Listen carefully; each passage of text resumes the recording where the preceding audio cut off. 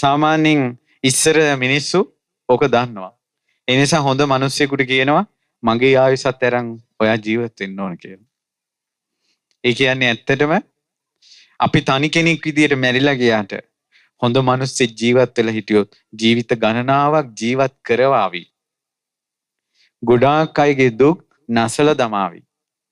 ඒ නිසා දෙවියන් සහිත ලෝකයාම හොඳ මිනිස්සෙක් දැක්කොත් කියනවා බොහෝ කාලයක් ජීවත් වේවා කියලා. දැන් සමහර අය කියනවානේ ඔබ වහන්සේට අපිට පින් දෙන්න තේරෙන්නේ නැහැ. නැත්නම් ඔයා කරපු උදව්වට අපිට පින් දෙන්න තේරෙන්නේ නැහැ කියලා. ලෝකේ ලොකුම තියෙන ආශිර්වාදය තමයි බොහෝ කල් ජීවත් වේවා කියලා. ඒ මිනිස්යාගේ ජීවිතේ හොඳ කෙනෙකුගේ ජීවිතේ රැකගන්න කරන ආශිර්වාදේ. හේතුව හොඳ කෙනෙක් ජීවත් වුණොත් ගොඩාක් අයට යහපතක්. දෙව්ලොව පවා කතාවක් ඇති වුණා. තුන් ලෝකේටම හිතවත්, තුන් ලෝකේටම යහපත සැලසෙන ඒ තථාගත අරහත් සම්මා සම්බුදුරජාණන් වහන්සේලා 4 නමක්වත් ඉන්නවනම් කොයිතරම් හොඳද කියලා. එතකොට තව දෙවිවරු පිරිසක් කිව්වා නෑ අනේ ඒ වගේ බුදුරජාණන් වහන්සේලා 3 නමක් හිටියනම් ඇති. 3 ලෝකෙම සනසවන්න. ඊළඟට තව දෙවිවරු පිරිසක් කිව්වා නෑ බුදුරජාණන් වහන්සේලා 2 නමක් හිටියනම් ඇති. දෙව් මිනිසුන්ට යහපත සලසන්න. සක්දෙවිඳු කිව්වා පින්වත් දෙවිවරුනි ලෝකෙට තථාගත සම්මා සම්බුදුවරු 2 දෙනෙක් එකවර පහළ වෙන්නේ නැහැ. ඒ නිසා පින්වත් දෙවිවරුනි නුඹලා නිතර සිහි කරන්ඩ නිතර ඔය මුව වලින් කියන්න ඒ භාග්‍යවත් අරහත් සම්මා සම්බුදුරජාණන් වහන්සේ බොහෝ කලක් වැඩ සිටිත්වා කියලා. ඒ කාලේ බුදුරජාණන් වහන්සේගේ පීඨ සලසාගත් ශ්‍රාවකයෝ ඒ දිසාවටත් ඇඳලා කියනවා ස්වාමීනි භාග්‍යතුන් වහන්සේ ඔබ වහන්සේ බොහෝ කලක් වැඩ සිටිත්වා කියලා. ඒ නිසා පින්වතුනි අපි සතුටු වෙනවා. අපි ස්වාමීන් වහන්සේටත් සිත් පැතුවා. මම ආපු ගමන් ස්වාමීන් වහන්සේට විශේෂයෙන් පින් පැමිණෙව්වා. මේ වගේ යුගයක මේ වගේ කාල වකවානුවක අභියෝග වලට මුහුණ දෙමින් මේ ධර්ම දේශනාව සංවිධානය කරපු එකට. මොකද දන්නවද මිනිස්සු ද්වේෂයෙන් ඇවිස්සලා ඉන්නේ. කෝපාග්ගිනිය. ලිප ළඟට ගියත් තරහ එනවා.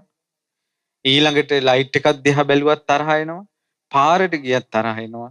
සෙඩ් එකක් දැක්කත් තරහ යනවා. නිවුස් බැලුවත් තරහ යනවා. කඩේකට ගියත් තරහ යනවා. හැම වෙලාවෙම මට අද මේ ධර්ම දේශනාවට පැමිණෙනකොට මඟදින් කෙනෙක් මුණ ගැහිලා කිව්වා හාමුදුරුවනේ මට උදේ 6ට ඇති වෙන තරහ නැති වෙන්නේ රෑ 10ට කිව්වා. ඉච්ඡර තරහ. ලෞතුරා සම්මා සම්බුදුරජාණන් වහන්සේ සියල්ල දන්නා වූ සියල්ල දක්නා වූ බුදුරජාණන් වහන්සේ වදාළා පින්වත් මහණෙනි යම් කිසි කෙනෙක් තරහෙන් ඉන්න මොහොතක මැරුණොත් එහෙම එයා ඒකාන්තෙන් නිරේ උපදිනවා. තංකිස්ස හේතු යථාබතන් නික්කිතෝ එවන් නිරේ. හිසේ තියෙන බරක් බිම තියෙන වේගෙන් මැරිච්ච ගමන් නිරේ උපදිනවා තරහෙන් මැරුණොත්. තංකිස්ස හේතු ඒකට හේතුව කොමක්ද? චේතෝ හිස්ස භික්ඛවේ පදුට්ටං හිත දූෂ්‍ය වෙලා. හිත දූෂ්‍ය වෙච්ච මොහොතක මැරුණොත් නිරේ උපදිනවා. නිරේ උපදිනවා මිනිස්සුયો. ඒ නිසා මේ මිනිස්සු මේ හරිම භයානක දැනට ඉන්නේ. ඒ කියන්නේ තරහ සිතින් මැරුණොත් නිරේ. ඒවට කවුරුත් වග කියන්නේ නැහැ. නිරේ ඉපදුනාට පස්සේ සාධාරණ අසාධාරණ බව කතා කරන්න යම රජ්ජුරුවම පෙන්නලා දෙනවා. මේක උඹගේ අම්මා නෙවෙයි කළේ, තාත්තා නෙවෙයි කළේ, බිරිඳ නෙවෙයි කළේ, ස්වාමියා නෙවෙයි කළේ, දරුවෝ නෙවෙයි කළේ, උඹමයි කළේ කියලා තමන්ටම පෙන්නලා දෙනවා. ඒ නිසා උඹම මේක විඳවපන් කියලා යම රජුරු අහක බලා ගන්නවා. ඒ නිසා පින්වතුනි පුළුවන් විදිහකට මේ ඉන්න ටික කාලේ හිත රැකගෙන ඉන්න උත්සාහ කරන්න. මම කවුරුවත් සුද්ධ කරන්න යන්නේ සුදුලුණු පොඩි කරන්න යන්නේ. නමුත් බාහිරත් විනාශ වෙලා ඇතුළත් විනාශ කරගෙන පරලොවත් විනාශ කරගන්න නම් එපා. තව ටික කාලයයි මේ බුද්ධ ශාසනය තියෙන්නේ. තව ටික කාලයයි. මීට වැඩිය ප්‍රශ්න මේ ලංකා ඉතිහාසයේ ඇති වුණා. මේ ලංකා ඉතිහාසයේ සොලී ආක්‍රමණ වලින් සිංහල බෞද්ධ මිනිසුන්ගේ අතපය කපලා අබ්බගාන්තය කරලා තිබ්බ කාලයක් තිබ්බා. බැමිණිත්‍යා සාගතය කියලා සාගතයක් ඇවිල්ලා කණ්ඩ බොන්න නැතුව සංඝයා වහන්සේලා මරාගෙන සංඝයා වහන්සේලාගේ මස් කාලා තියෙනවා මිනිස්සු. සංඝයා වහන්සේලා මොහොඳ ළඟට ගිහිල්ලා වැටකියා කොළ ඉසිම බිබි ත්‍රිපිටකේ කටපාඩම් කර කර ඉඳලා තියෙනවා. ඒ වගේ කාලයක් තිබිලා තියෙනවා. මුළු ලංකාවෙම කොළපාට තනකොළ ගහක් නැති කාලයක් ලංකාවේ තිබිලා තියෙනවා. තන්නිකර වේලි ගිහිල්ලා දාගිය පිච්චීලා ගිය පිට්ටනියක් වගේ වෙච්ච කාලයක් ලංකාවේ තිබිලා තියෙනවා. ගංගාවල ජලයේ සිඳී ගිහිල්ලා මිහිඳු මහරහතන් වහන්සේගේ යුගයෙන් පස්සේ මේ කියන්නේ තැන තැන මිනි වැටිලා තිබ්බ කාලයක් ලංකාවේ තිබ්බා. ඉතින් ඒ වගේ යුගවල මිනිස්සු ඊළඟට එක එක ආක්‍රමණවලදී ඉතින් ඒ වගේ ගොඩාක් දුක් විඳ විඳ ඉන්න සංසාරයක් තියෙන්නේ. අපි මෙහි එක එක දේවල් වලට කෑ ගැහුවට පිට රටවල් වල රටවල් අතර තියෙන යුද්ධවලදී මිනිස්සුන්ට එකපාරම නගරයකට ගහනවා. කරන්ට් නැහැ, වතුර නැහැ. බින්ගෙවල් අස්සේ මිනිස්සු දරු පැටවු එක්ක හිර වෙනවා. කන්න නැහැ, බොන්න නැහැ. එහිම මැරිලා යනවා. කතා කරන්න කෙනෙක් නැහැ. ඉතින් මේ වාගේ හැම මිනිස්සයාටම ප්‍රශ්න තියෙනවා. ඒ නිසා මේ වාගේ සංසාරේ භයානකයි. අපි කිව්වොත් රජයට බැන්නත් අපි හිතන්න ඕන මෙහි සංසාරේ යන නිසානේ මේක. ඊළඟට අපිට එන සෑම ප්‍රශ්නයකදීම සංසාරේ යන නිසානේ මේක. අනේ සසර දුකෙන් නිදහස් වෙන්න නැත්තම් කියලා පින් සිතවිල්ලක් කෙනෙකුට උපද්දවා ගන්න පුළුවන් නම් ඒ බොහෝ කාලයක් හිත පිනිස සුවේ පිනිස පවතිනවා. ඒ නිසා පුළුවන් නම් හිත කැළඹෙනකොට සංසිඳවා ගන්න බලන්න. මොකද කරන්නේ? අපේ පරලොවට කවුද වග කියන්නේ? ඒ නිසා බුද්ධ ශාසනය තව ටික කාලයයි තියෙන්නේ. ඒ ටික කාලෙකින් බුද්ධ ශාසනය නැති වෙලා යනවා. දැන් මිනිසුන්ට මෘග සංඥාව වගේ පහළ වෙලා තියෙන්නේ. මෘග සංඥාව කියන්නේ ගහ මරා ගන්නවා තරහම හිතට එනවා. පොලිමේ ඉන්න මිනිහා තව මිනිහෙකුට ගහනවා. මිනිස්සු මැරිලා වැටෙනවා මිනිහ උස්සන්න කෙනෙක් නැහැ. එක එකාට තරහා යනවා. මෘග සංඥාව පහළ වෙනවා වගේ පෙර නිමිත්තක් පේනවා. පින්වතුනි යම් දවසක ධාතු පරිනිර්වාණය සිද්ධ වෙලා මිනිසුන්ගේ හිත දූෂ්‍ය වෙලා තරහා හිතට ඇවිල්ලා අවසානයේ ಗುಣධර්ම පිරිහිලා අම්මා අප්පා හඳුනා ගන්න බැරුව රාගයෙන් මත් වෙලා ද්වේෂයෙන් පිච්චිලා මේක පිරිහිලා අවසානයේ මෘග සංඥාව පහළ වෙනවා. මෘග සංඥාව කියන්නේ දරුණු වැද්දෙකුට මොෙක් දැක්කට පස්සේ මේක මරා ගන්න ඇත්තා කියලා හිතෙන්නේ. අන්නේ සිතවිල්ල එනවා ළඟ ඉන්න මිනිස්සයා දකින්නකොට මේක මරන්න ඇත්තා. දැන් ටික ටික මිනිසුන් දෙන්නේ නැද්ද ඔය සිතවිලි? දැන් ඔබ ප්‍රවෘත්ති බලනවා. ඔන්න අද එකෙක් මැරුවා. හෙට එකෙක් මැරුවා කියලා නේ මිනි මැරුම් ගැන එනවා. අහඹ සිදුවින් වේ සමහර ඒවා. කියන්නේ ඔබ දැන් මේ බනහන වෙලාවේ මේ ලංකාවේ කොතනක හරි තවත් තැනක මිනිස්සෙක් මරන්න ප්ලෑන් කරනවා දැන්. ඔය වැඩි වෙලා ඒ මොහොතේ එනවා මුග සංඥාව. එතකොට ධාතුන් වහන්සේලා නැහැ. බෝධීන් වහන්සේලා නැහැ. සංඝයා වහන්සේලා නැහැ. බුද්ධං සරණං ගච්ඡාමි කියන හඬ ලෝකයේ ඉන්නේ. එතකොට මොකද වෙන්නේ? ඒ වෙනකොට තාක්ෂණයේ දියුණු වෙනවා. ගොඩාක් දියුණු වෙලා කොච්චර දියුණුයිද කියනවනම් තරහ ආපු සැනින් එසැනින් අතට ආයුධ ගන්න පුළුවන් ශක්තියක් තාක්ෂණයක් එනවා. ආයුධ හොයන්න ඕනේ නැහැ. එතනින් තප්පරයට ආයුධ එනවා අතට. ළඟ ඉන්න අය මරා ගන්නවා. පින්වතුනි මේ ලෝකේ මිනිසුන්ගේ මස් කන මිනි මස් කන යක්කු ඉන්නවා. රුධිරේ වැగిරෙද්දි මස් කන යක්ෂයෝ ඉන්නවා. ඒ යක්ෂයෝ එදාට මිනිස්සු මැරෙන හැටි දැකලා මිනි මස් කන යක්කුන්ගේ ඇස් වලින් කඳුළු වැක්කිරෙනවා කියනවා දුකට. මිනි මස් කන යකාගේ හදවතත් සලිත වෙනවා නම් ඒ කාලේ කොහොම මිනිස්සු මැරෙනව ඇතිද? ඒ වාගේ යුගයක් එනවා. ඔබ සුගති සම්පත්තියක් ලැබුවේ නැත්තම් සසර දුකෙන් නිදහස් වෙන වැඩපිළිවෙලක් හදලා නැතුව ආයේ මේ මහ පොළොවට ආසාවේ මේ මනුස්ස ලෝකේ ස්ත්‍රී පුරුෂයන්ට ආසාවේ දරු මල්ලන්ට ආසාවේ මේකෙම ඉපදී හිටියොත් එදාට ඔබත් මැරුම් කනවා. යම්කිසි පුත්‍රයෙක්ගෙන් අතින් තමන්ගේ අම්මා මැරුණොත් එදාට කර්මයේ වෙනසක් නැහැ. මව මැරූ කර්මයට කල්පයන් නිරේ යනවා. එදාට කොහොම තියෙයිද? ධාතුන් වහන්සේ නමක් නැහැ දකින්න. බෝධීන් වහන්සේලා නැහැ. ප්‍රතිමා වහන්සේලා නැහැ. ස්තූප නැහැ. ඉදිරියට එනවා. දැන් මේ තියෙන දුකක් දරාගෙන ඒ බුදුරජාණන් වහන්සේගේ බුදු බණ පදයක් ඇහෙන දිශාවට මේ දුවගෙන එන්නේ. කරදර මැද මේ එන්නේ. පින්වතුනි, මේ ඔබ ධර්මයේ හඬ ඇහෙන දිශාවට දුවගෙන ආපු පින ඔයාලට තියෙනවා. බණ අමතක වුණත් මේ ආශාවෙන් බණ අහන පින ඔයාලට තියෙනවා. හිතන්න ඔයාලගේ අතින් පවක් සිද්ධ වුණොත් කාලයක් යනකොට ඔයාලගේ අතින් වෙච්ච පාපේ ඔයාලට අමතකයි. පාපේ අමතක වුණාට විපාකය දෙනවද නැද්ද? දෙනවා. ඒ වගේ බණ අහනවා. ගොඩක් බණ අහනවා, බණ අමතක වෙනවා. නමුත් ධර්ම ශ්‍රවණේ පින එනවා. ඒ නිසා බුද්ධ ශාසනයට ආස කරන්න, තුනුරුවන්ට ආස කරන්න, ධර්මය අහන්න ආස කරන්න. මේ දුක් කන්දරාවලින් නිදහස් වෙන්නේ කවදාද කියලා හිතන්න. කරදර එන ගානේ මෙහිම සංසාරයක් නම් එපා කියලා සංසාරයට තූ කියලා සංසාරේ පිළිකුල් කරන්න. පැහැදිලිද? ඉතින් මිනිස්සු මෘග සංඥාව පහළ වුණා වගේ අද අසරණ මිනිස්සුත් එක්කම කාකුටා ගන්නවා.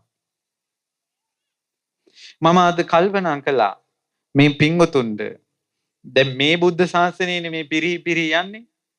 තව ටික කාලයක් යනකොට පිරිහිලා අවුරුදු 10ට මිනිස්යාගේ ආයුෂ අඩු වෙලා එදාට තමයි ඔය මිනි මරා ගන්න කාලේ ඉන්නේ.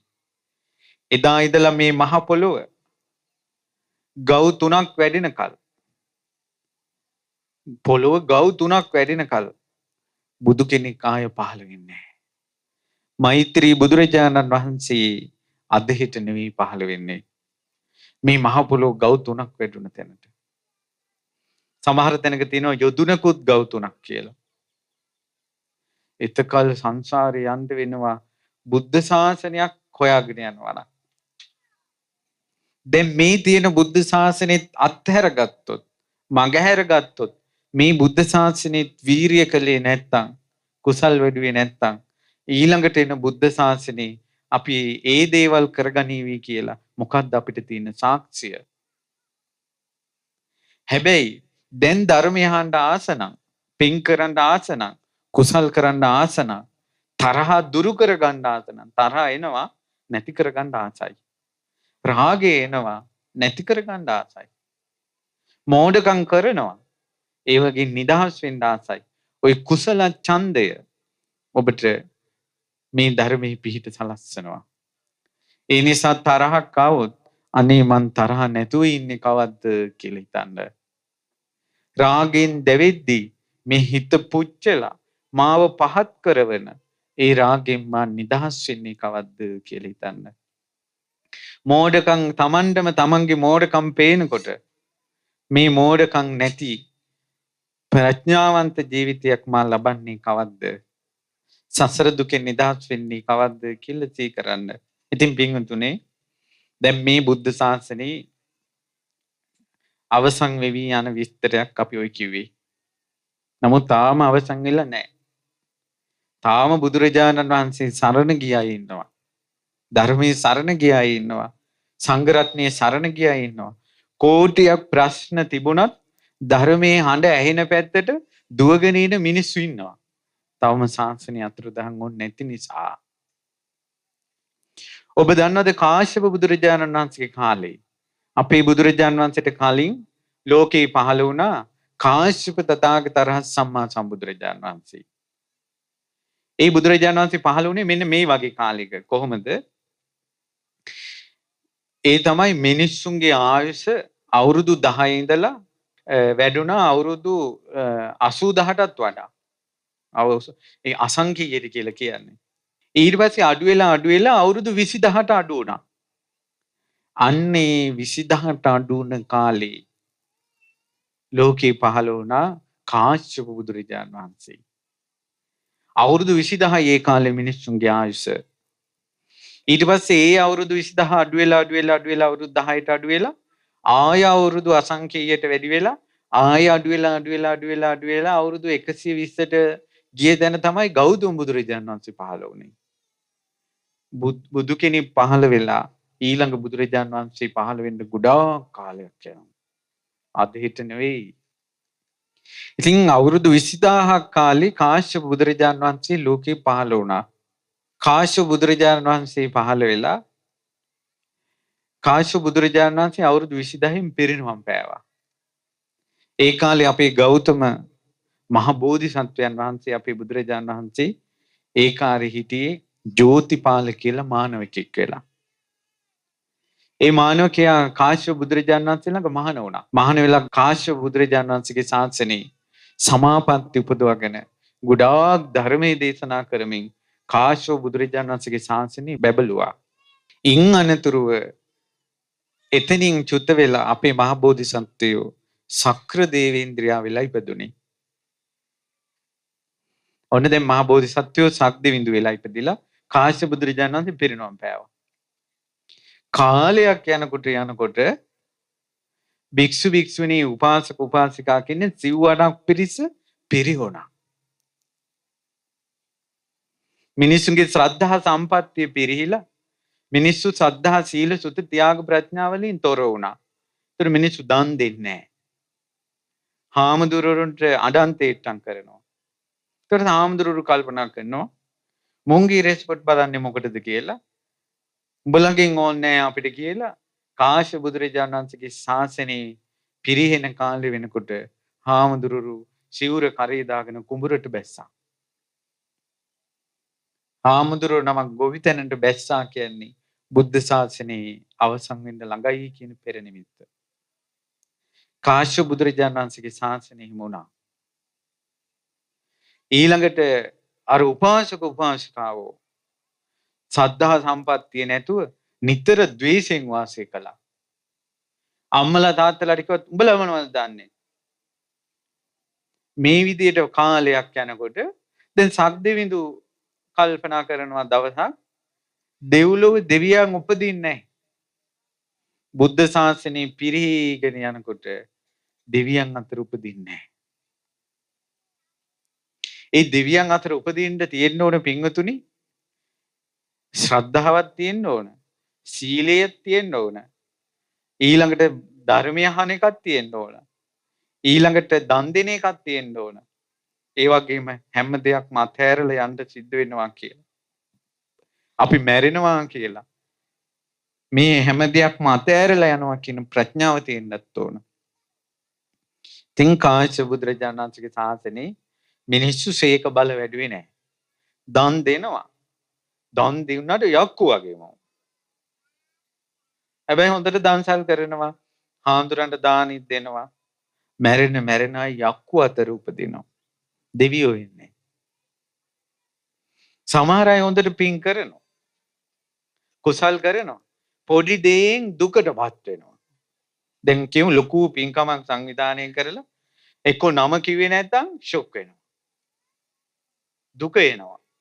ලොකු පිනක් කරලා ලොකු දානයක් හදනවා. ඔන්න එක ව්‍යංජනයකට ලුණු මන්ද වෙනවා. ගෙදර ඇවිල්ලා ඒකමයි මතක දුක හිතෙනවා. පිනක් එක්ක දුක පසුතැවිල්ල මේ මිනිස්සුන්ගේ හිතේ වැඩ කරනවා. හරියට හිතට කනගාටු වෙනවා වැඩි.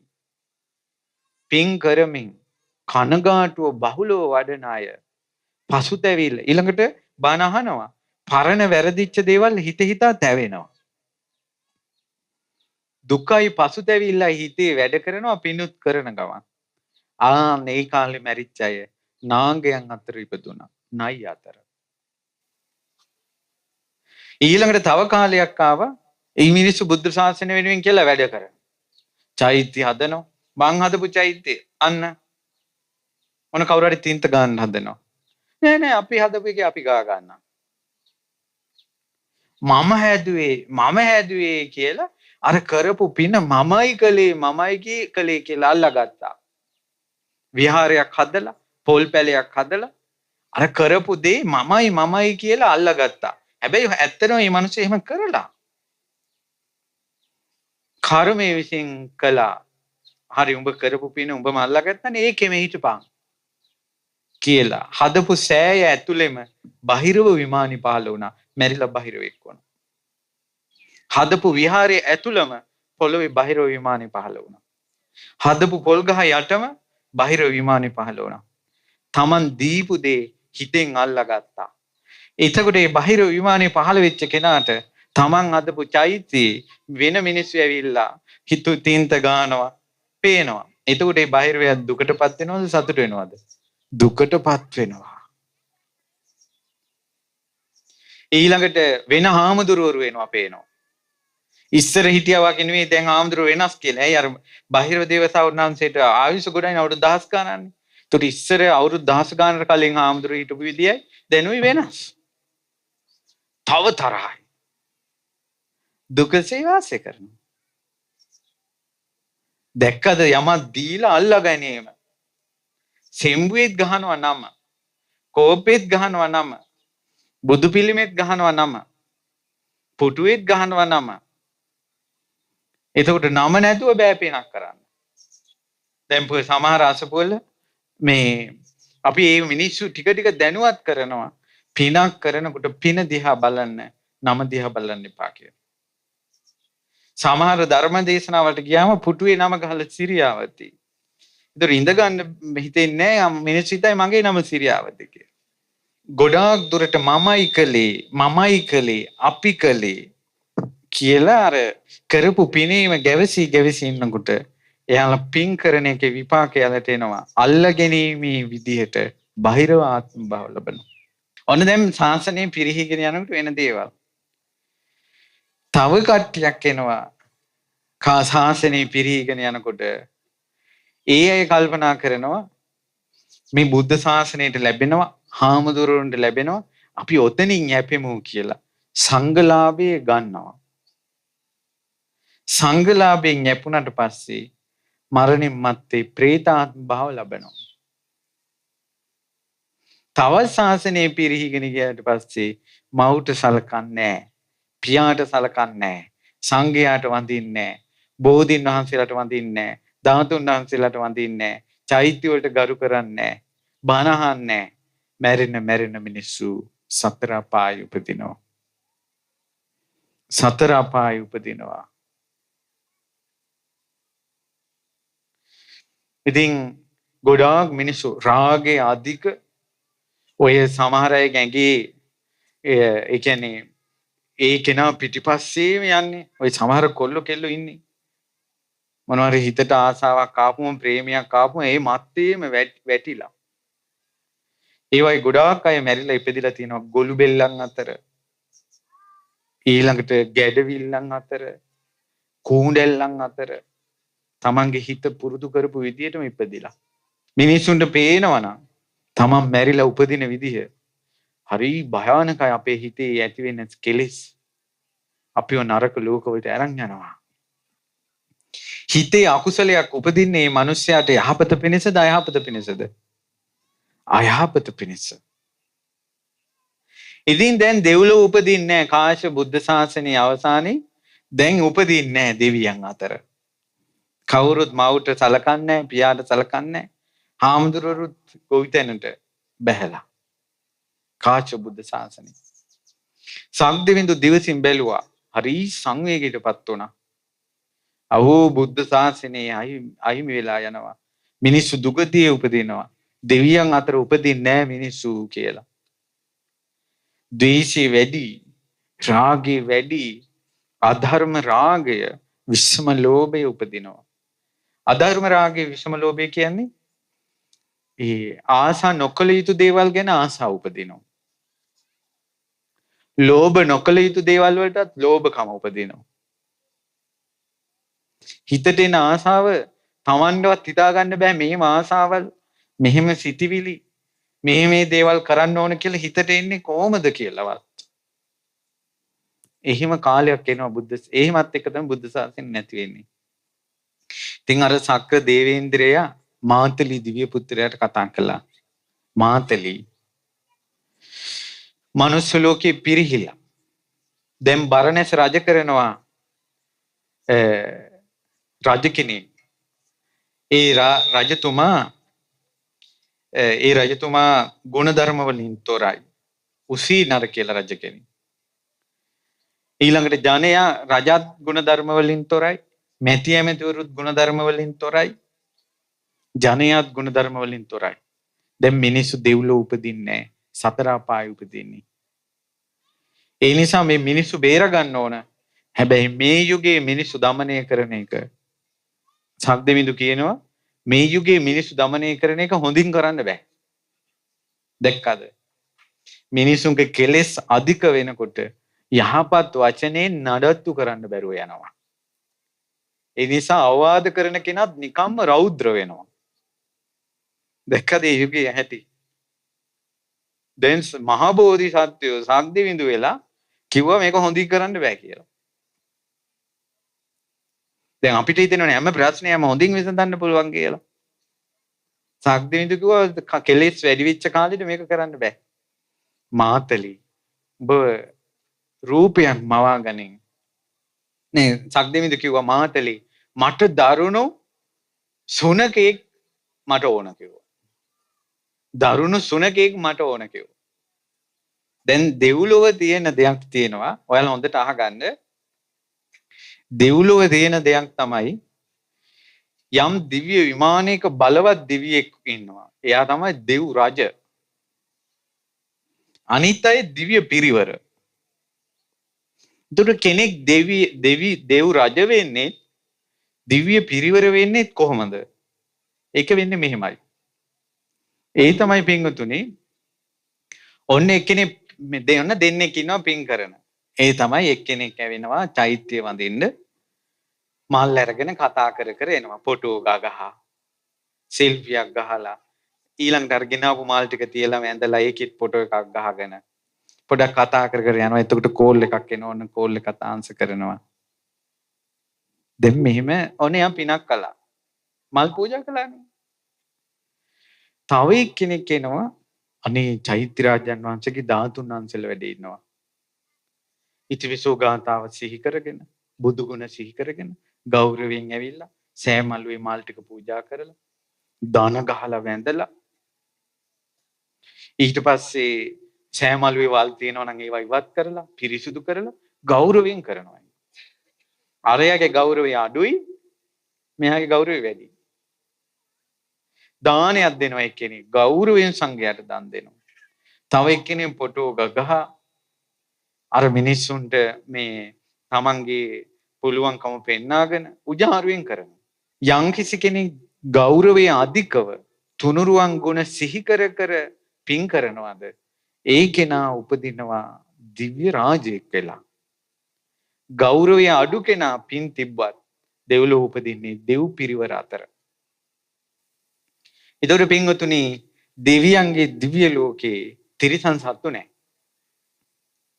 දැන් මිනිස්සු ලෝකේ ඉන්නවනේ සතන් සිව්පාව. දෙවියන්ගේ ලෝකේ සත්තු සිව්පාව නැහැ. ඒතකොට එහෙනම් කොහොමද ශක්‍ර දේවේන්ද්‍රයා ඇතා පිට වඩිනවා? අශ්වයෝ 1000ක් යදපු රතේ සක්දෙවිඳු යනවා. එහෙම අහලා තියෙනවනේ අපි. එහෙනම් කොහොමද ඒ අශ්වයෝ? අර සක්දෙවිඳුට හිතුනොත් මට දැන් ඇතෙක් උඩ යන්න ඕන කියලා ඒ දෙව් පිරිවර අතර එක්කෙනෙක් නිකම්ම ඇතා වෙනවා.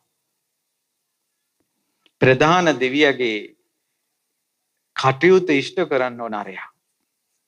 මනුස්ස ලෝකේ ගරු කිරීම අඩු නිසා මනුස්ස ලෝකේ යම් කෙනෙක් වැඩිපුර ගෞරව කළා නම් එයා දෙවියන් අතර ඉපදුනාට පස්සේ අන්න එයාට ගෞරව කරන්න වෙනවා.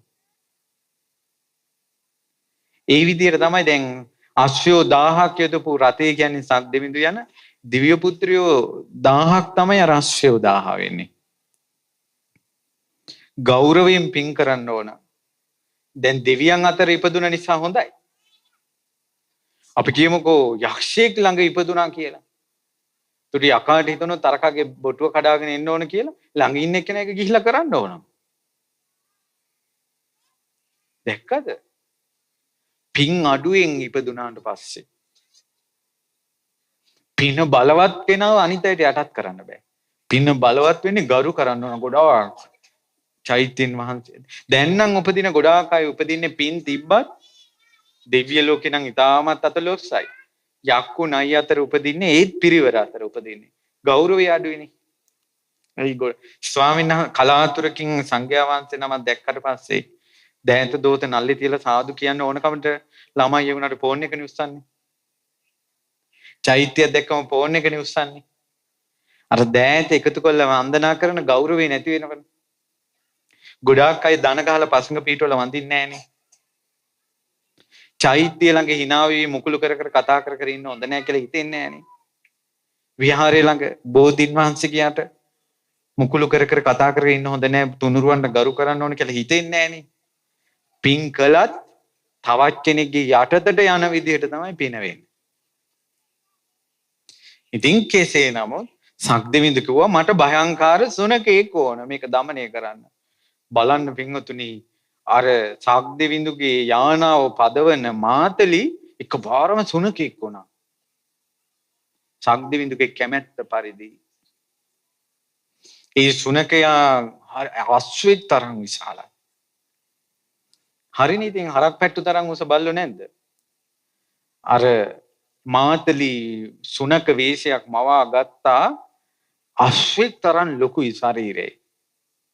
බුද්ධ ශාස්ත්‍ර කාශ්‍යප බුද්ධ ශාසනේ පිරිහුණ තැන වෙච්ච දෙයක් මේ. ඊට පස්සේ ඒ දත් හතර ආවා මේ පැත්තෙන් දත් දෙක එළියටයි උඩටයි ඒ දතක දිග නේත්‍රප් පලං කෙහෙල් ගෙඩියක් වගේ කියනවා. සුදු පාටයි දිලිසෙනවා. රතු පාට දෙලුම් ගෙඩි දෙකක් තරම් ඇස් දෙක ලොකුයි කියනවා. දිව එළියට ඇවිල්ලා කෙල වැක්කිරෙනවා. ඊට පස්සේ කකුල් හතරට දන්වැල් හතරයි බෙල්ලට හතරයි දන්වැල් පහක් දාලා රතු ඇඳගත්ත බය හිතෙන මිනිස්සෙක් විදියට විස්මාරු කරගත්ත සක්දෙවිඳු. විස්මාරු කරගෙන අර දන්වැල් පහින් අර බල්ලත් අල්ලගෙන අර බරණැස් රාජධානියේ පහළ වුණා. පහළ වෙලා අතෑරියා බල්ලා. බල්ලා එහි දුවනකොට මෙහි දුවනකොට මිනිස්සු කොච්චර බය වුණාද කියනවනම් මගේ ලෞතුරා සම්මා සම්බුදුරජාණන් වහන්සේ ගෞතම ශාක්‍ය මුනීන්ද්‍රයන් වහන්සේ මේ එදා විස්තරය වදාළේ. පින්වත් මහණෙනි එදා ඒ බල්ලා දැක්කොත් එහෙම ගැබ්බර අම්මා කෙනෙක් කුසදරු අම්මා කෙනෙක් ඒ බල්ලා දැක්කොත් එහෙම ඒ අම්මගේ ගැබ හෙලෙනවා කියනවා. දරුවා වැටෙනවා කියනවා. ඒ අම්මගේ ඇතුලේ ඇති වෙන බයේ ගින්නට දරු ගැබ වැටෙනවා කියනවා බයට. එච්චර බයයි කියනවා මේ බල්ලා දැක්කම. ඒ බල්ලා නගරේ හැම තැනම දිව්වා කියනවා. දුවලා මිනිස්සු බය වෙලා කාමර ආස්සේ ගෙවල් ආස්සේ ගිහිල්ලා හැංගිලා පිරිසක් රජමාලිගාවට ගිහිල්ලා රජුරන්ට පැමිණිලි කළා මහා භයංකාර මේ බල්ලෙක් එනවා. ඊට පස්සේ රජුරෝ කිව්වා එහෙනම් දොරටු වහපල්ලා. දොරටු වහපල්ලා කිව්වා. ඊට පස්සේ දොරටු ඇහුවා. අර දන්වැල් හතරේ පහේ ගුලි කළා අර බය හිතෙන මිනිස්සයා අద్భుත මිනිස්සයා ඒක අල්ලගත්තා. බල්ලා පැන්න කියනකොට අර ප්‍රාකාරයෙන් දොරටත් උඩින් ඇතුළට තවත් බය වුණා. මිනිසුන්ගේ ඇස් වලින් ලේ වැටිලා. සමහර අයට වැසිකිලි වෙලා, මුත්‍රා වෙලා, සමහර අය ගල් ගහිලා, සමහර මිනිස්සු ගොළු වෙලා බයට. ඔහොම වුණා ඔය පාස්කු පහරේ කාලේ. සමහර ඔය පොඩි දෙයටත් බය වෙන කෙල්ලෝ ඉන්නවනේ. සමහර ගෑනු ළමයි ගොළු වෙලා තියෙනවා ඒ කාලේ. ඒ මිනිස්සු බය කරනවා දොරවල් වහගෙන ඉන්නවා. ඊට පස්සේ රජුරෝ ඉක්මනට අන්තපුරෙත් අරගෙන ඉක්මනට රජතුමාත් දොරවල් වහලා ඇතුළට ගියා. ඊට පස්සේ අර බල්ලා වේගෙන් රාජමාලිගාවේ දොරටුව ගාවට ඇවිල්ලා මිනිස්සුගේ කම් පැලෙන තරම් හඬින් බුරලා තියෙනවා. බුදුරජාන් වහන්සේ වදාළා පින්වත් මහණෙනි කාශ්‍යප බුද්ධ ශාසනයේ අවසානයේ ඒ කළු මහ සුනකයා බුරපු හඬ පොළොව ඇතුලෙන් අවීචි මහ නරකාදියටත් ඇහුණා. පොළොවෙන් උඩ අකනිටා බ්‍රහ්ම ලෝකේ බ්‍රහ්මයාටත් ඇහුණා කියනවා බල්ලා බුරපු හඬ. පින්වත් මහණෙනි ඔය වාගේ හඬවල් හතරයි ඇහිලා තියෙන්නේ. කුස රජුරෝ කෑ ගහපු දවසේ ඒ අවීචීටත් ඇහිලා තියෙනවා. අකනිටාටත් ඇහිලා තියෙනවා. ඊට පස්සේ මහා සුදර්ශන නාගයා බූරිදත්ත ජාතකේ සුදර්ශන නාගයාගේ හඬ ඇහිලා තියෙනවා කියන අකනිටා බඹලෝටත් ඒ වගේම අවීචි මහ නරකාදියට ඒ වගේම මේ කන්න කියන සුනකයා කළු සුනකයාගේ බිරුන් හඬ ඇහිලා තියෙනවා අකනිටාවටත් ඒ වගේම අවීචි මහ නරකාදී දක්වා. ඒතර අකනිටාවටත් ඇහෙන බිරුන් හඬන්න කම් පැලෙන්න ඇති මිනිස්සුන්ගේ බය කළා. ඊට පස්සේ රජුරෝ එහෙම බුරලා කකුලෙන් ගැහුවා දොරට. දොර පළුව වීසි වුණා. අර බල්ලගේ දන්වැල් ටිකෙන් හයියෙන් අල්ලගෙන අර කළු මිනිස්සයා රතු ඇඳගෙන රතු මල් මාලා දාලා ඉන්න මිනිස්සයා මාර්ගාවේ ඇතුලේ රජුරෝ ඉස්සරහට ගියා. රජුරෝ සිංහාසනේ ඉඳගෙන ඉන්නවා. අර රජතුමාගේ ස්ත්‍රීන් ටික ඔක්කොම සිංහාසනේ පිටිපස්සේ තෙරපිලා ඔලු ටික මෙහෙම දාගෙන ඉන්නවා. රාජ සභාවේ ආසන කණුවලට මුවා වෙලා ඇමති සෙම්පතිවරු මැතිවරු ඔලු ටික විතරක් දාගෙන ඉන්නවා. එකෙක් කට අරින්නේ ඔක්කොම කට හිප්පගෙන. ආය බිරුවා බුරනකොට ඔක්කොටම සිහි කල්පනාව නැතුව ගියා. ටික වෙලාවක් යනකොට රජුරවන්ට විතරක් යාතන් ඇස් ඇරුණා. උතර බල්ලා ඉන්නවා ඉස්සරහා. ඒ දැන් ඒකට ඔයාලට හිතෙන්නේ නැද්ද ඒ කාලේ දුනු ඊතල තිබ්බා. කඩු කෙනිසි තිබ්බේ වයින් ගැහුවේ නැද්ද ඇයි කියලා. කාරණා දෙකක් නිසා එසේ කරන්න බැරි වුණා. එකක් තමයි සක්දෙවිඳුගේ අදිස්ථානයේ නිසා කිසි කෙනෙකුට ආයුධයක් උස්සන්න අමතක නැහැ. අනිත් එක තමයි බය වැඩි වෙච්ච නිසා අතේ තියෙන ආයුධ ගිලිහෙනවා. අතේ තියෙන ආයුධ ගිලිහුණා. ඊට පස්සේ ආ රජුරු යාන්තම් කතා කරලා කිව්වා මේ භයංකාර බල්ලා ඇයි මෙච්චර මේ දුවන්නේ? ඇයි බය කරන්නේ? අර අද්භූත මිනිහා කිව්වා රජතුමනි මේ බල්ලට බඩගිනි. ඊට පස්සේ ඒ වෙලාවෙම අර පිරිසට රාජ ආඥාවක් නිකුත් කළා. ගිහිල්ලා රජමාලිගාවේ තියෙන කෑම ගෙනල්ලා ගෙනින් කියලා. ලොකු භාජනවල ගෙනල්ලා බල්ලා ඉස්සරහ ඇලුවා. දිව එකපාරයි දාලා ගුලි කරලා ගත්තා. ඉවරයි. ආයෙත් බුරුබොරු ගෑවා. රජතුමනි මේකට තව බඩගිනි. ඊට පස්සේ ඒ ඇතුළු මාලිගාවෙම තියෙන කෑම ගෙනාවා. ඒවත් එක කටට කෑවා. මුළු රාජ්‍යෙම තියෙන කෑම ගෙනාවා. ඔක්කොම කෑවා. රජතුමාට එකපාරම සිතවිල්ලක් ඇති වුණා. මේනම් යක්ෂයෙක්. මේනම් බල්ලෙක් නෙවෙයි යකෙක් මේක. ඊට පස්සේ කිව්වා උඹගේ බල්ලාගේ බඩගින්න තවම නැති අනේ නෑ රජතුමනි මේක ඉල්ලන්නේ මිනිමස් කිව්වා. රජතුමාට එකපාරම ඇහුණා හැම මිනිහම කනවද? නෑ රජතුමනි. හැම මිනිහම කන්නේ නෑ. යම් කිසි කෙනෙක් සිවුරු දාගෙන කුඹුරට වැහැලා ගොවිතැන්පත් කළොත් එහෙම මගේ බල්ලා හරි කැමති උන් කන්න.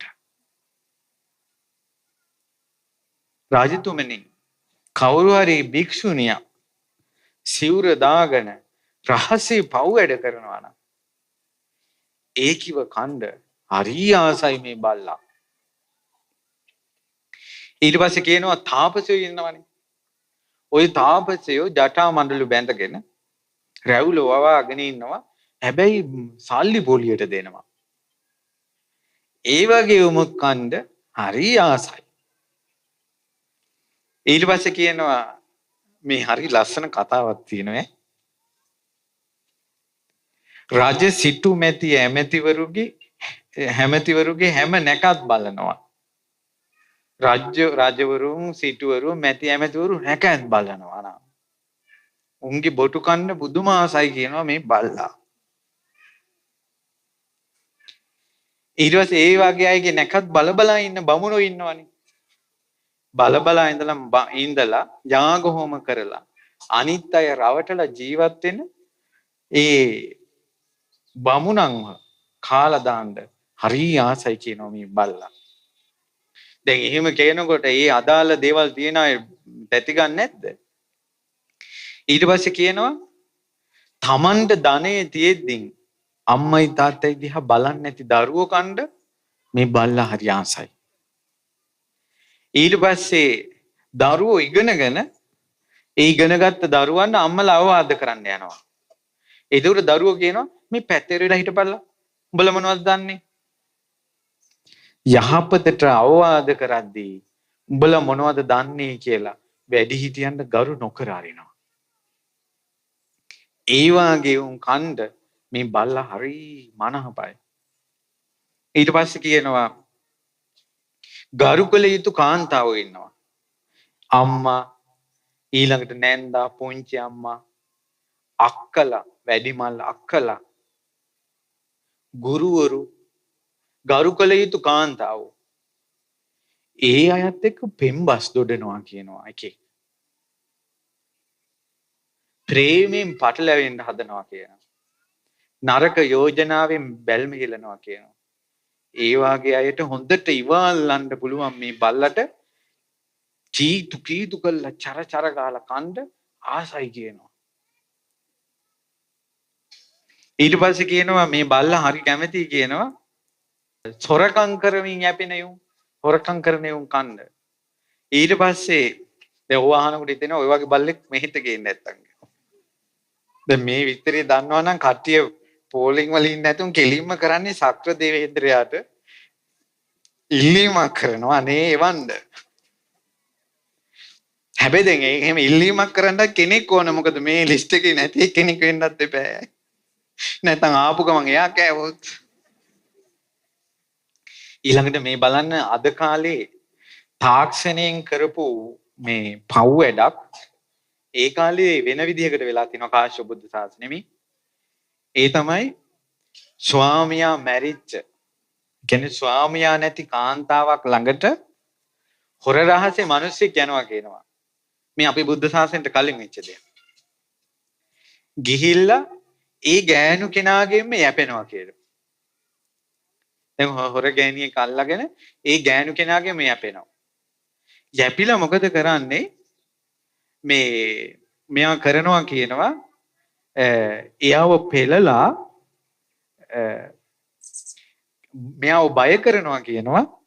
තරහ ගියාට පස්සේ තොගේ කෙරෙට්ටුව කියන ඔක්කොටම කිලි ගෑනු කෙනා බය කරනවා කියනවා. දැන් මම මේක ඒ කාලේ වෙච්ච දෙයක්. අද කාලේ වෙන්නේ මේ විදිහට. ඉතින් පව් තුනක් තියෙනවා මෙතන.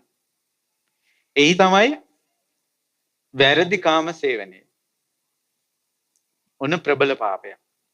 ඊටත් වඩා ප්‍රබල පාපයක් තමයි තමන් කෙනෙක්ව නැසලා ඒ කෙනාගෙන් යැපෙන එක. ඒ කෙනාගෙන් යැපෙන එක ප්‍රබල පාපයක්. ඊළඟ එක තමයි පව් වැඩේ කරලා දෙන්නම එකෙකුට වැරද්ද පටවලා ලෝකෙට කියනවා කියලා බය කරන එක. පාපේනොත් පාපයක් කියනවා. දැන් ඕක කියනකොට තරුණ ළමයිට තේරෙනවා මම මේ කියන්න හදන්නේ මොකද්ද කියලා. ඔන්න කෙල්ලෙක් හරි කොල්ලෙක් හරි අල්ල ගන්නවා.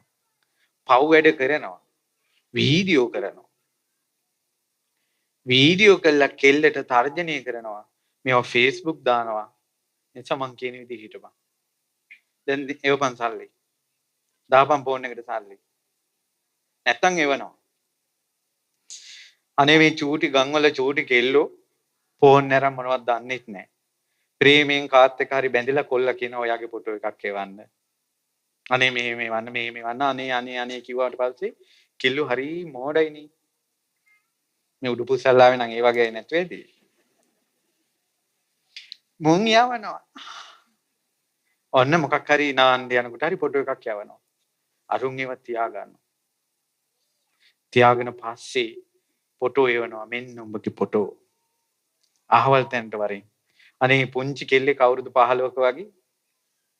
මං හිතන්නේ මේ කෙල්ල පොලිසියට බාර දුන්නා පස්සේ කාලේ. ඔහොම ෆොටෝ යවලා කොල්ලා කියලා මෙන්න ගෙදෙට්ට යවනවා වරින්. අහවල් කාමරේට වරින්. කෙල්ල ගියා. දැන් බයයිනේ අර ෆොටෝ ආවේ කියලා. ඊට පස්සේ ෆොටෝ ටික මේ පෙන්නලා ගෙදෙට්ට දෙයි කියලා ඔන්න කෙල්ල කාමරේට ගෙනියලා විනාශ කළා. කෙල්ල දන්නේ එතනත් කැමරාවක් අටවලා. ඊළඟ දවසේ අර වීඩියෝ එක කියවුවා මෙන්න අහවල් තැනට වරේ. එදා යනකොට කොල්ලෝ 5 දෙනයි කාමරේ. ඒකත් වීඩියෝ කළා. මේ පුංචි කෙල්ලෝ ෆෝන් දන්නේ නැතුව ෆෝන් වල නිසා කී දෙනෙක් කොයි විදිහට නැසෙනවද? සමහර අය නිකම්ම ගණිකාව වෙලා යනවා. සමහර උන් සියදිවි නසා ගන්න. එතකොට ඒ කෙල්ල සියදිවි නසා ගන්න යද්දී යාළුවෙක් ඇදගෙන ඇවිල්ලා මේ අපි දන්න ආරාමයකට. ඉතින් ඒ හඳුරු ඉක්මනට පොලිසියට කියලා අනේ මේ කෙල්ල බේරන්න කියලා. මොන වුණත් දන්නේ නැහැ. මම ඔවා කිව්වේ මේ කෙල්ලන්න බේරෙන්න. සමහර අය ඉන්න කොල්ලෝ කෙල්ලොත් එක්ක යාළු වෙනවා. කෙල්ලට කියනවා චොකලට් එකක් අරන් එන්න. හොඳ නෑ. ඕකනේ බුදුරජාණන් වහන්සේ විවාහ වුණත් විවාහ වෙච්ච කෙල්ලට ස්වාමියාගෙන් කාරණා 5කින් යුතුයකම් ඉෂ්ට කරන්න කිව්වනේ. ඇත්තටම අම්මා කෙනෙක් පරිස්සම් කරලානේ කෙල්ලෙක් හදන්නේ. ඒ කෙල්ල විවාහ කරලා දුන්නට පස්සේ ඒ කෙල්ලගේ ජීවිතේ චරිතෙම අර මිනිහට දෙනවනේ. බුදුරජාණන් වහන්සේ වදාලා කවදාවත් බැඳපු ගෑනු කෙනා පහත් කළා මිනිස්සු මැද කතා කරන්න එපා. පව් සිද්ධ වෙනවා කිව්වා. ඒ කෙල්ලගේ ආත්මේ මිනිහට දීලා තියෙන්නේ. අම්මලා අවුරුදු 20 ගණන් අම්මලා රැකපු ජීවිතේ අර කෙල්ල පරිසම් කරගත්ත චරිතේ ස්වාමියා වෙනුවෙන් පිදුවාට පස්සේ ඒ කෙල්ලට නරක වචනෙන් කතා කරන්න හොඳ නෑ කිව්වා. ඒ කෙල්ලට ප්‍රශංසා කරලා කතා කරන්න කිව්වා. ඒ කෙල්ලෙකුගේ ජීවිතයේ තියෙන වටිනාම මේ චරිතේ ආදරේ ප්‍රේමේ ස්වාමියාට දුන්නන බුදුරජාණන් වහන්සේ වදාලා ඒ ස්වාමියා ඒ ගෑනු කෙනා ගණන් නොගෙන ඉන්න එක හොඳ නෑ. ඒ නිසා ගෙදර අධිපතිකම ස්වාමියා කැමැත්තෙන් දෙන්න ඕන බිරිඳට. ඒ කියන්නේ ගෙදර ඔයා බල්ලා කරන්න. ඔයා මේක හිතන්න. කියලා අර ගෙදර තීරණ ගැනීමේ අයිතිය ස්වාමියා පරිත්‍යාග කරන්න ඕන. ඒතකොට එනම් මේ අර මිනිස්සු බයින්නේ මේ ගෑණි මිනිහා යට කරගෙන ඉන්නවා කියලා. ඒ තමන් බලෙන් එක ගන්න ගියොත් තමයි වැරද්ද තියෙන්නේ. කාන්තාව එක බලෙන් ගන්න ගියොත් වැරද්ද තියෙනවා. ස්වාමියා එක යාට දෙන්න ඕන කියන. කෙල්ලෙක්ගේ ජීවිතේ ලස්සන කියන එක ස්වාමියාට පුදපු නිසා. ස්වාමියාට ආය යාගේ ආත්මීය ලස්සන දෙන්න බෑ බිරිඳට. ලෞතර බුදුරජාණන් වහන්සේ වදාලා ඇඳුම් ආයිත්තම් අරන් දෙන්න කිව්ව ගෑනු කෙනාට. ඒ කියන්නේ බාහිර ලස්සන යාට පුදන්න කිව්වා. ඒකයි ඔය සමහර තරුණ පුතාලට අපි අවවාද දෙනවා.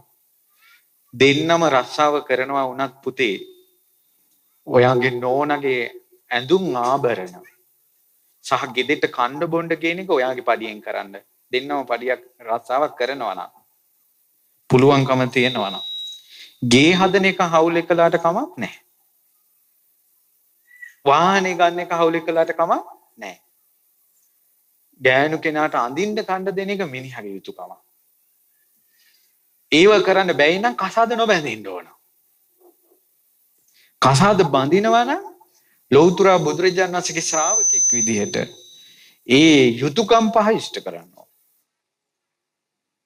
ඊළඟට තමයි තමන්ගේ බිරිඳ ඉක්මවා හැසිරෙන්න එපා කියලා කාරණා පහක් වදාළා.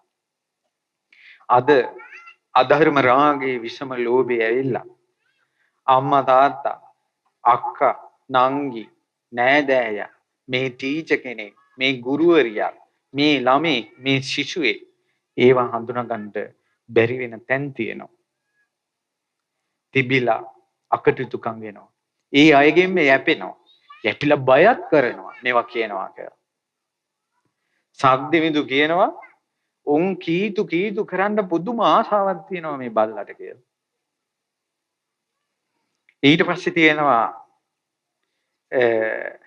සටකපට මායා කුහකකම් අනිත්‍යය විපතේ හෙලන්න බාල වැඩ පහත් වැඩ කරන්න ආසාවේ ඉන්නවා. ඒ අය නසන්න පුදුම ආසාවක් මේ සුනකයාට තියෙනවා කියලා කිව්වා. ඉතින් ඕවා කොහොම කියනකොට ඒ රාජ්‍යයේම මැතියමේ තෝරුන් සහිතව අර උසීනර රජුරෝ හොඳටම බය වුණා. බය වෙලා දාඩිය වැක්කිරෙනකොට ඒ සක්දිවිඳු මාතලි දිව්‍ය පුත්‍රයාත් එතනින් අතුරුදහන් වුණා. ආකාශයේ සක්දිවිඳු පෙනී ඉඳලා කියනවා අධර්මයේ අත්හැරපල්ලා. ධර්මයේ වඩපල්ලා. තුනුරුවන්ට ගරු කරපල්ලා. පංචශීලයේ රැකපල්ලා. නැත්නම් සතර අපායවල් පිරෙනවා කියලා. ඒ මිනිස්සුන්ට බය කරලා ධර්මයේ කිව්වා.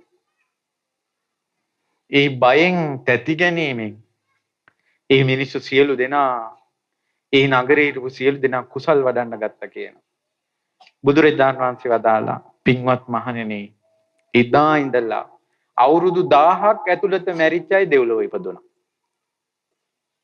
ඒ සම්දිවිඳු මනුස්ස ලෝකෙට ඇවිල්ලා නැති වීගෙන යන්න ගිය බුද්ධ ශාසනය නගා හිටවන්න උත්සාහ කරලා ඒකේ ප්‍රතිඵලයක් විදිහට අවුරුදු 1000ක් ඇතුළත මැරින අය දෙව්ලොව ඉපදුණා. එතනින් පස්සේ බුද්ධ ශාසනය නැති වෙලා ගියා. නැති වෙන බුද්ධ ශාසනය වළක්වන්න බෑ. හැබැයි කලාතුරකින් කවුරු හරි ඇවිල්ලා ඒ බුද්ධ ශාසනය නගා හිටවනවා. පැහැදිලිද මම මේ කියන එක? ඒ නිසා මම මේ කියන්නේ ඔයාලා හිතන්න මේ ධර්ම දේශනා කරන සංඝ පිරිසක් නැත්තම් පින්පව් ගැන කියන්නක් කෙනෙක් නැත්තම් මේ මිනිස්සු ඇවිස්සෙන විදිහට ඇවිලිලා යන විදිහට මුම් මිනි මරා ගන්න නැද්ද? කා කොටා ගන්න නැද්ද? ඒ නිසා දැන් අපිට බුදුම හිතුනේ ගෞතම බුද්ධ ශාසනේ මේ විදිහේ බොහෝ පිරිසකට එක තැනකට වෙලා ධර්මය අහන්න විහිර විහාර ගොඩනගන්න අපේ පින්වත් ලොකු ස්වාමීන් වහන්සේ මහමෙවුනාව ආරම්භ කරලා තනියෙන් ගත්ත වෙහෙස උත්සාහය හරි පුදුම සහගතයි. හැබැයි මතක තියාගන්න ඊළඟට බුදු වෙන ගෞතම නමින් ඊළඟට සම්බුද්ධත්වයට පත් වෙන මහ බෝධිසත්වයෝ මනුස්ස ලෝකෙට ඇවිල්ලා බුද්ධ ශාසනය නගා හිටවන්න ගිහිල්ලත් අවුරුදු 1000යි තිබ්බේ. අපිට දැන් අවුරුදු 1000ක් ලොකුවට පෙනුනට ඒ කාලේ මිනිසුන්ගේ ආයුෂ කීයද? 20000ක්. 20000ක් ආයුෂ තියෙන කාලෙත් ධර්මයේ පවත්වන්න පුළුවන් උනේ නැවත නගා හිටවලා අවුරුදු 1000යි.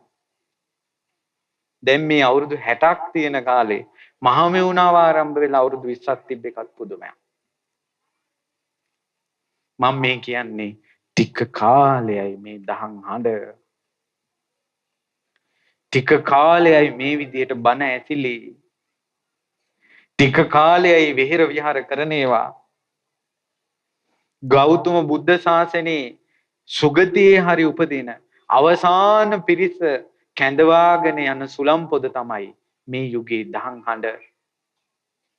පින්වත් දුවේ පුතේ දරුවනේ උඹලා ගුණ ධර්ම වැඩුවේ නැත්තම් පින්පව් විශ්වාස කළේ නැත්තම් උඹලා අහුවෙන්නේ නැති වෙයි ඒකට. ආයම සංසාරයට වැටි ගොඩාක් දුක් විඳින්න සිද්ධ වෙයි. මෛත්‍රී බුදුරජාණන් වහන්සේගෙන් පස්සේ ආය බුද්ධ ශාසනයක් ගැන නෑ අපේ ලෞතර බුදුරජාණන් වහන්සේ වදාලේ. අපේ බුදුරජාණන් වහන්සේගේ බුදු මොවියෙන් වදාලේ තව එක බුදු කෙනෙක් ගැන. අසංඛ්‍ය ගණන් කල්ප බුදුවරු නැතුව ඉඳ ගියොත් මේ රාගෙත් එක්ක අපි කොයිතරම් පව් කරයිද? මේ ද්වේෂෙත් එක්ක අපි කොයිතරම් පව් කරයිද?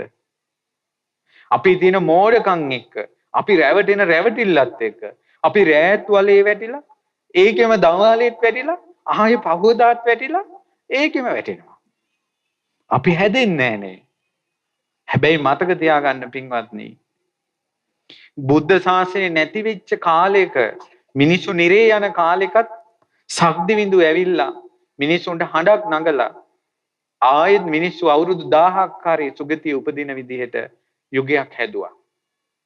මේ බුද්ධ ශාසනය දැන් නැසීගෙන යන බව හැබෑව. හැබැයි දැමුත් හැදිලා සුගති උප්පත්තියක් හරි බුද්ධ ශාසනයට සුදුසුකමක් හරි කියන්න තවම කාලය තියෙනවා. වරදින් නැගී හිටින්න කාලය තියෙනවා. තමාව ජාතක කරපු පියාට වදපු අම්මාට සැරට කතා කරන්න එපා. උන්දලගේ හිත රිදෙනවා. බඩවැල් කඩාගෙන ආපු දරුවනේ. ওই දරුවෝ දන්නේ නැතුණාට හිත රිදෙනවා. අතපය උස්සනකොට උන්දලා දැවෙනවා, පිච්චෙනවා. ඒ නිසා මව්ට ගෞරව කරනවා, පියාට ගෞරව කරනවා, ගුරුවරුන්ට ගෞරව කරනවා කියන ධර්මයේ පිටඳ තමන් අකුරු කරන උගන්වන ගුරුවරුන්ට කයි කතන්දර හදන්න එපා. ඊළඟට පංචශීලයක් කියලා එකක් තියෙනවානේ. පුළුවන් විදියට හික්මෙන්නේ සීලේ. ගරු කළ යුතු දෙයට ගරු කරන්න, චෛත්‍ය වහන්සේට ගරු කරන්න, බෝධින් වහන්සේලාට ගරු කරන්න, සෑමලුවේ බෝමලුවේ වල්ලිවන්න දෙන්න එපා. ඔයාලා ගෙවල් කොච්චර ලස්සන තිබුණත් මොකටද? බුදුරජාණන් වහන්සේගේ ධාතුන් වහන්සේලා වැඩ සිටින සෑය බුදුරජාණන් වහන්සේ සම්බුදු වෙන මොහොතේ තෙවන සලසාලු බෝධිය තමන්ගේ වෙහෙරේ වැඩ ඉන්නවා. ඒ සෑමලු බෝමලු පාළුවට යනවා. ඊළඟට ඔයාලට මහාන වෙන්න හිතෙන්නේත් නැහැ. ඔයාලට මහානකමක් කරන්නේ කොහොමද කියලා හිතන්නේත් නැහැ. එහෙනම් මහාන වෙච්ච කෙනාට ගරු කරන්න. මහාන වෙච්ච කෙනාට ගරු කරන්න. සමහර පන්සල් වල අපි බණට යනකොට සමහර දායකයෝ ඉන්නවා ආන්දරන්න කතා කරන්නේ gedara මිනිස්සයට වගේ. පෞරස් වෙනවා. ඉස්සර මිනිස්සු ගෞරවයෙන් කතා කළේ. ඊළඟට ශ්‍රමණයන් වහන්සේලාගේ ශ්‍රමණ ජීවිතය එපා කරවන්න හොඳ නැහැ. තරුණ හාමුදුරුවෝ ඉන්නවා. දැන් අද කාලේ සමාජයේම අධර්ම රාගයේ විෂම ලෝභය. සමහර අයට තරුණ හාමුදුරුවරුත් එක්ක විහිළු තහළු කරලා අර ගිහි අය විදියට ඇසුරු කරනවා. එතකොට හාමුදුරන්ට මහානකමේ හිත පිහිටන්නේ නැතුව ගිහි සංකල්පනා ඇති වෙනවා. පැවිද්ද නීරස වෙනවා. බුද්ධ ශාසනයෙන් නසන්ඩ විනාශ කරන්න අර ගිහියෝ සම්මාදම් වෙනවා. ආයේ Tamanට කසාවතක් දරාගෙන ඉන්න වෙන්නෙත් නැහැ. බුද්ධ ශාසනයෙන් නසපු පාපෙත් කරගහගෙන මේ පොළොවේ යටටම යන්න වෙනවා. ඔච්චරයි. ඔච්චරයි. පව් කියන જાතිය නම් කරන්න එපා. ගෙවල් වල කරදර කොච්චරද පින්වතුනි. එදා වේල හොයාගෙන ජීවත් වෙන්න බැරි තැනට අපිපත් වුණා නේ. අපිට ඉදිරියට තව කොච්චර කරදර එයිද? ඉතින් ඒ නිසා අපි අපේ පාඩුවේ හිත රැකගෙන මම කවුරුවත් සුද්ධ කරන්න යන්නේ නැහැ. පුළුවන් නම් ගෞතම බුද්ධ ශාසනයේ අවසාන යුගයේ මේ තියෙන්නේ පිරිසක් බේර ගන්න ආපු දහං හඬක්. ඒ නිසා පරණ වැරදි ගැන හිත හිතා නයි වෙන්න එපා. පරණ ඒවා අමතක කළාම දාන්න කොච්චර වැරදුනා. අද නම් ධර්මය අහන්නේ. අද නැගී හිටින්න. වැඩි හිටියන්ට ගරු කරනවා කියන එක. අද මම නම් දන්නේ නැහැ අද කාලේ අම්මගේ තාත්තගේ කකුල් දෙක අල්ලලා වැඳලා ළමයි ඉස්කෝලේ යනවාද කියලා මම දන්නේ නැහැ අද. ඉස්සර එහෙම කළා දරුවනේ. ඉස්සර සමහර අම්මලා හිටියා තමන්ගේ ස්වාමියාට වඳිනවා. වැඳලා තමයි නිින්දට යන්නේ. ගෙදරින් යන්නේ ස්වාමියාට වැඳලා. ඉස්සර නෑදෑයෝ ගෙදර ආවට පස්සේ එයාලා කතා බහ කරන්නේ ඉස්සලා වැඳලා. දැන් ඒව වෙනවද දන්නේ නැහැ දරුවනේ.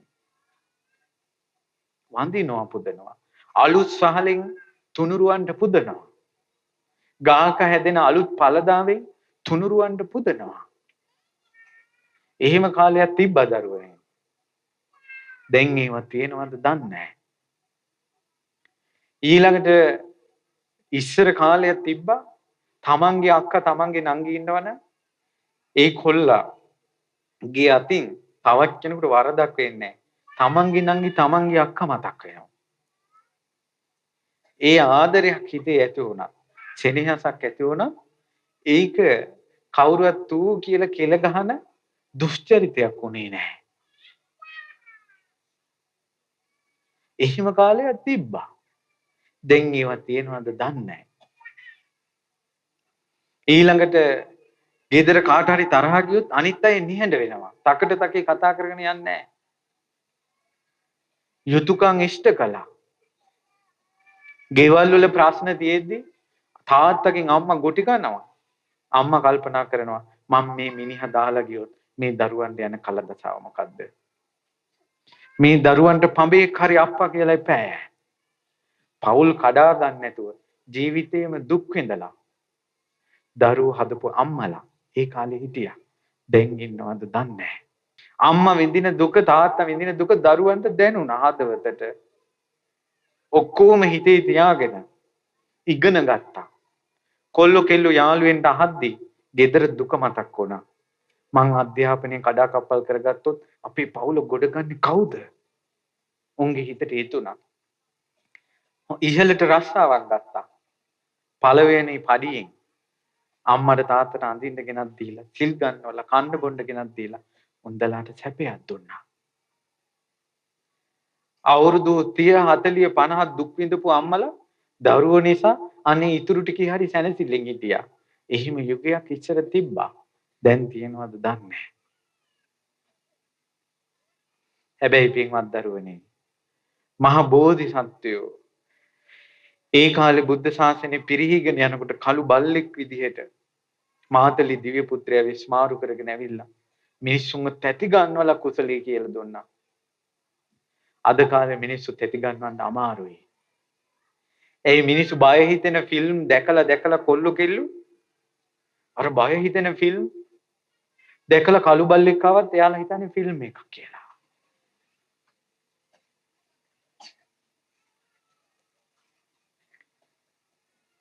ඒ නිසා පිනක් තිබ්බොත් නම් බේරේ.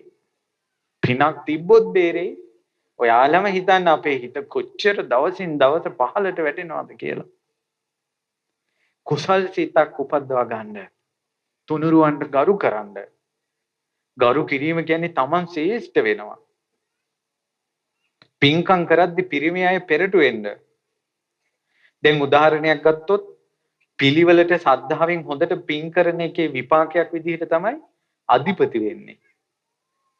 කියන්නේ එයාගේ වචනේට අනිත් අය යටත් වෙනවා සකසලා පින් කරන අය. ඒකේ විපාකයක්. ඔන්න ඔය වගේ විපාකයක් තියෙන ස්වාමියෙක් හම්බ වෙනවා. ඒ කියන්නේ එයාගේ පින්න ප්‍රබලයි සංසාරේ සකසලා පින් කළා. ඒ බඳින ගෑනු ළමයා කොච්චර නපුරු කෙනෙක් වුණත් අර ස්වාමියාගේ පින් බලයට ඇය දමනය වෙනවා. එතකොට අම්මලා කියන ඔය කෙල්ලෙක් බඳින්න කලින් නම් හරි සැරටීදී මේ දැන් නම් හැදෙලා. ස්වාමියාගේ පින් බලය. ඊට පස්සේ ඔන ගෙදර ගිනවා කෙල්ල සංසාරේ සකසලා පින් කළා. පින වැඩි කෙල්ලගේ. ඒ කෙල්ල කොල්ලට පින නැහැ. බැන්දට පස්සේ කොල්ල නිකම්ම කෙල්ලට යටත් වෙනවා. අපි කිව්වට යම් ගෙදරක ස්වාමියා යටපත් කරගෙන බිරිඳක් ඉන්නවද? ධර්මානුකූලව. මේ ජීවිතේ රැස් කරගන්න එක වෙනම එකක්. කලින් ජීවිතේ කෙල්ලගේ පින වැඩි ස්වාමියාගේ පින අඩුයි. ඒකයි Taman යටපත් කළේ යා. හරිනේ. ශ්‍රම දානයක් කළත් බවලත්තු වැඩි. බණ අහන්න ගියත් බවලත්තු වැඩි. ඒ දානයක් මානයක් කිව්වා. හොඳට කල්පනා කරන්න. ඉතින් මේ පින හැදෙන්නේ එයාලට. පිරිමි අයින් වෙලා කොයි හරි ගහක් යට අයින් වෙලා ඉන්නවා. එතකොට අර පින එයාගේ අර ඍජු ගතිය අර පෙරට යන ගතිය ඒ සංස්කාරය වැඩෙන්නේ නැහැ. පිනක් රැස් කරන්නේත් මුළු ගැන්විලා. විපාකේ ලැබෙන්නේත් මුළු ගැන්විලා. ඇයි අපගේ අඤ්ඤා කොණ්ඩඤ්ඤන් වහන්සේ සංසාරේ පිනක් කිව්වොත් පළවෙනියටම ඉදිරිපත් වෙනවා කියනවා. බණහන කොටත් ඉස්සරහම නිඳ ගන්නවා කියන්නේ. ඒ සංස්කාරය පුරුදු කළා. ගෞතම බුද්ධ ශාසනය ඉස්සෙල්ලාම අරහත්ත්වයටපත් වුණා. ධර්මය අවබෝධ කළා. සෝවාන් වුණා. ඒ නිසා බලන්න අර පිනකට මුල් වෙන එකේ විපාක. සහාය දීම දැන් මට හරි සතුටුයි. මම නායක හඳුරෝ ධර්ම දේශනාවට ආරාධනා කරනකොට මම හිතුවේ නෑ මෙච්චර සංවිධානයක් තියෙයි කියලා. මං ඒත් හඳුරන්නේ කොහොම හඳුරන්නේ මේක කරගන්න පුළුවන්ද ඔබ වහන්සේට? නෑ හඳුරගෝ නෑ මම කරනවා. ඉතින් සහාය දීම ඒ පුණ්‍ය සිතවිල්ලට සහාය දුන්න අය ගොඩාක් පින් රැස් කරගත්තා. සතුටු වෙන්න. ඒ නිසා මේ ටිකවත් පොඩ්ඩක් හිතට මේ අපේ ජීවිතේ පොඩ්ඩක් වෙනස් කරගන්න ඕන. මේ ගෞතම බුද්ධ ශාසනයේ අවසාන යුගයේ මේ කාලේ ගැලවුණොත් මිසක් ආයෙ ගැලවෙන්න නම් විදිහක් නැහැ කියලා හිතට ගියා නම් පින්පව් ගැන තේරෙනවා නම් ඒ පොඩ්ඩ හරි දැනුනේ බණක් අහපු නිසා. අපිට ධර්ම දේශනාව ඇසූ පමණින් හැම දෙයක්ම හදාගන්න බැරි වෙයි. ආයෙත් පරණ දේවල් තැනට වැටෙයි. හැබැයි ආයෙමත් බණ ඇහුවොත් ඔයාලට නැගී හිටින්න පුළුවන්. මෙච්චර ප්‍රශ්න ගොඩක් මැද්දේ මේ ආවේ. මේ දැන් පැය දෙකකට වැඩිය මේ ඉඳගෙන ඉන්නේ. ඔයාලට පුළුවන්.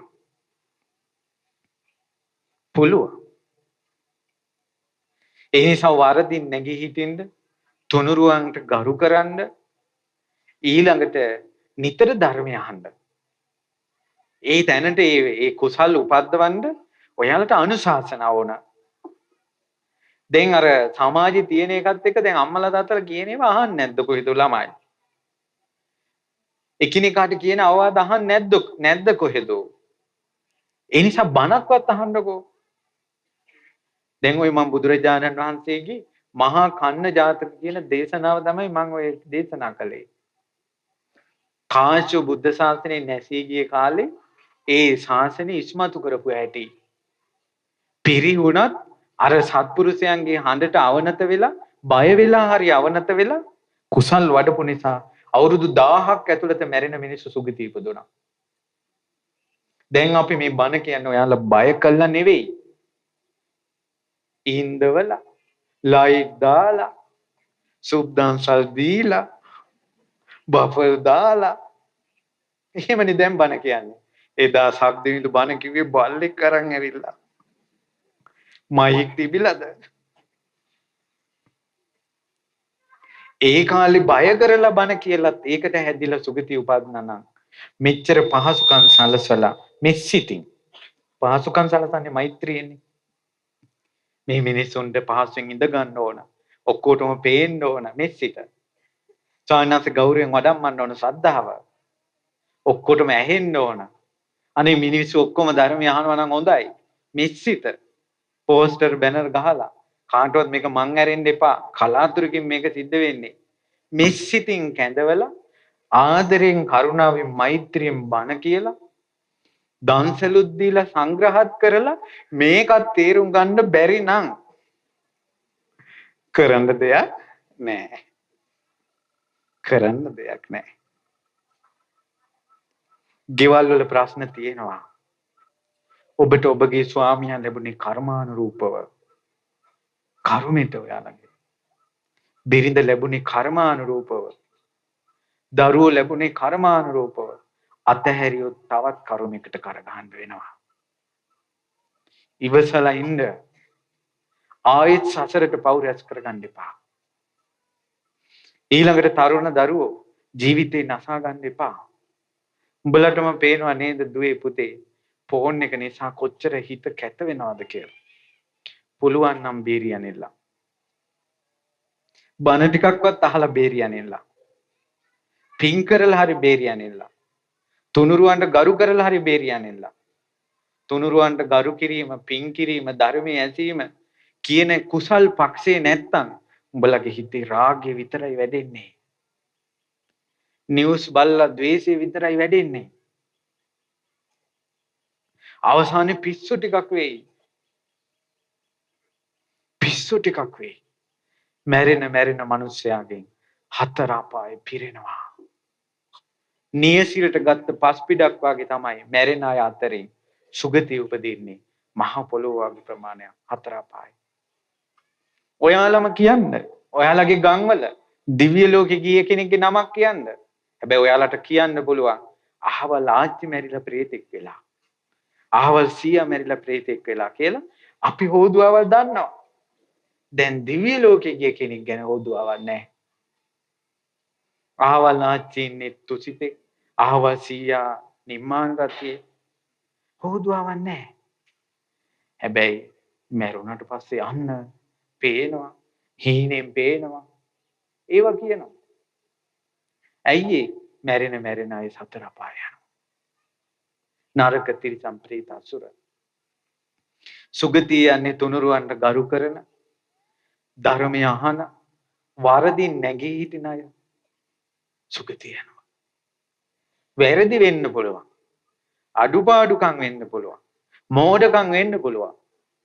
හැබැයි මේ වගේ බණක්වත් අහලා ඔයාලට නැගී හිටින්න පුළුවන් වුණොත් බොහෝ කාලයක් හිතසුව පිණිස පවතිනවා. ඒ නිසා අනේ මේ අහිංසක මිනිසුන්ට බුද්ධ ශාසනය අහිමි නොවේවා. සුගති සම්පත්තිය අහිමි නොවේවා. නිර්වාණ සම්පත්තිය අහිමි නොවේවා. අපි කාටත් දුක්ඛිත සංසාරෙන් නිදහස් වෙන්න වාසනාව ලැබේවා.